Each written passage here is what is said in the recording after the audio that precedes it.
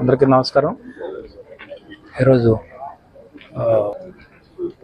District early intervention centre ఇది open చేయటం అయింది కొత్త బిల్డింగ్లో.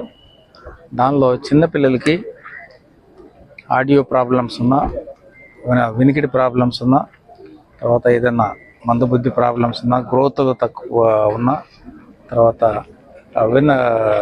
కంటి చూపులో ప్రాబ్లమ్స్ ఉన్నా, యాక్టివ్నెస్ లేకపోయినా, లేకపోతే వాకింగ్ చేసేటప్పుడు కానీ ఏదైనా తేడాలు వచ్చినా కూడా వాటన్నిటిని కూడా ఇక్కడ థెరపీ చేస్తారు. సో ఆ ఫెసిలిటీ డిస్ట్రిక్ట్ మొత్తానికి ఇప్పుడు ఏర్పాటు చేయడం జరిగింది. ముందు డిస్ట్రిక్ట్ అంతా కూడా దీన్ని స్కేలప్ చేస్తారని అనుకుంటా ఉన్నాము. అంటే నియోజకవర్గం, అసెంబ్లీ నియోజకవర్గం లెవెల్లో కూడా చేస్తారు. ప్రస్తుతానికైతే ఇప్పుడు కొంతమంది పిల్లల్ని చూసాం, చాలా కొంతకాలంగా వాళ్ళు ట్రీట్మెంట్ తీసుకుంటున్నారు, చాలా అభివృద్ధి కనపడుతుంది. సో అది ఈ సెంటర్ ఏర్పాటు చేసిన తర్వాత మరింతమంది, ఎంతమంది అయితే ఈ ప్రాబ్లమ్స్తో బాధపడుతున్నారో వాళ్ళందరూ కూడా ఈ సౌకర్యాన్ని వినియోగించుకొని వాళ్ళ పిల్లల్ని మంచి ట్రీట్మెంట్ ఇవ్వడానికి అవకాశం కల్పిస్తుందని ఆశిస్తా ఉన్నాం. Thank you.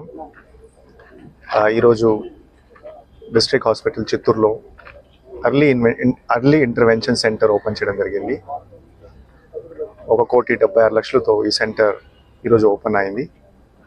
ప్రీవియస్గా ఈ ఫెసిలిటీ ఒక పాత్ బిల్డింగ్లో నడిచింది.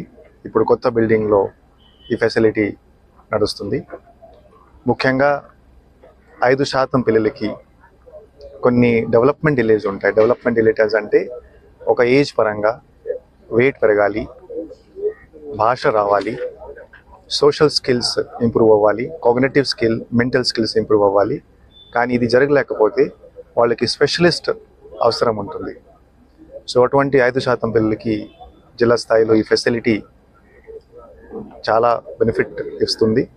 ఈ ఫెసిలిటీలో పీడియాట్రిక్ డాక్టర్స్తో సహా స్పీచ్ థెరపిస్ట్ ఉంటారు.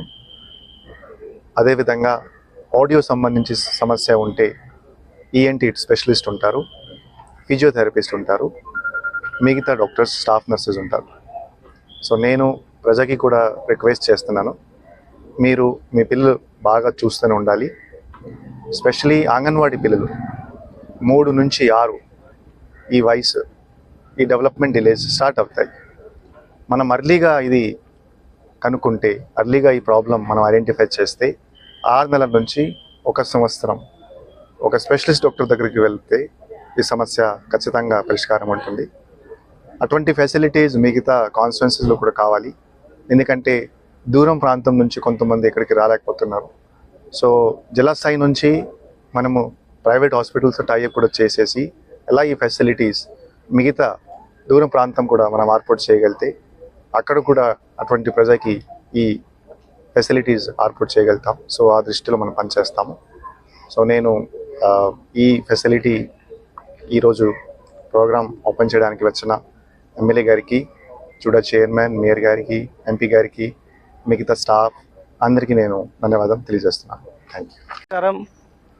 ఈరోజు చాలా సంతోషంగా ఉంది. చిత్తూరులో గవర్నమెంట్ హాస్పిటల్లో ఇటువంటి ఫెసిలిటీస్తో ఒక మంచి ఆధునిక సెంటర్ని ఏర్పాటు చేసినందుకు కలెక్టర్ గారికి మరియు మా ఎంపీ గారికి, ఇక్కడికి విచ్చేసిన తుడా చైర్మన్, మేయర్ గారికి, అలాగే డిహెచ్ఎం గారికి, అందరికీ ప్రత్యేకంగా ఇక్కడ పనిచేసే ప్రతి ఒక్క డాక్టర్కి కూడా నా అభినందనలు, శుభాభినందనలు తెలియజేసుకుంటూ, ఇప్పుడే చూసినాము లేటెస్ట్ టెక్నాలజీతో పిల్లలు ఎవరైతే ఇమ్మెచ్యూర్డ్ బేబీస్ కావచ్చు, లేదా పుట్టినప్పుడు చెవులు వినిపించకపోవడం, లేదంటే బాడీలోని కొన్ని ఆర్గాన్స్ పని చేయకపోవడం, లేదంటే వాళ్ళకి లెగ్స్ ప్రాబ్లం, ఇవన్నీ కూడా చూసాము ఇప్పుడే.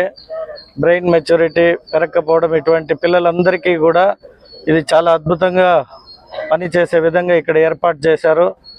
సో ఏపీ గవర్నమెంట్కి కూడా ఇటువంటివి మా కలెక్టర్ గారు చెప్పినట్టు ప్రతి ఒక్క నియోజకవర్గంలో కూడా ఇటువంటి వాటిని మనం ఏర్పాటు చేయగలిగితే ప్రజల్లోకి ఇంకా ఇది ఒక మంచి సిస్టమ్ కాబట్టి ఇంకా అభివృద్ధి చెందడానికి, అలాగే వాళ్ళ హాస్పిటలైజేషన్కి ఇంత దూరం కూడా రాని వారు ఉంటారు. ఎందుకంటే ఇప్పుడే మేము చూసాం, అందరూ కూడా చాలా వరకు నిరుపేద కుటుంబాల్లోనే ఇటువంటి పోషక లోపాల వల్ల ఇన్మెచ్యూర్డ్ బేబీస్ లేదా డెవలప్మెంట్ కానీ శారీరక ఇతర అంశాలలో ఇబ్బంది పడే వారందరికీ కూడా ఇది చాలా యూస్ఫుల్గా ఉంటుంది. సో ఇటువంటివి ఇంకా ఏర్పాటు చేసి మా ప్రభుత్వం అందరికీ అనుకూలంగా ఉంటుందని భావిస్తూ సెలవు తీసుకుంటున్నా. Thank you.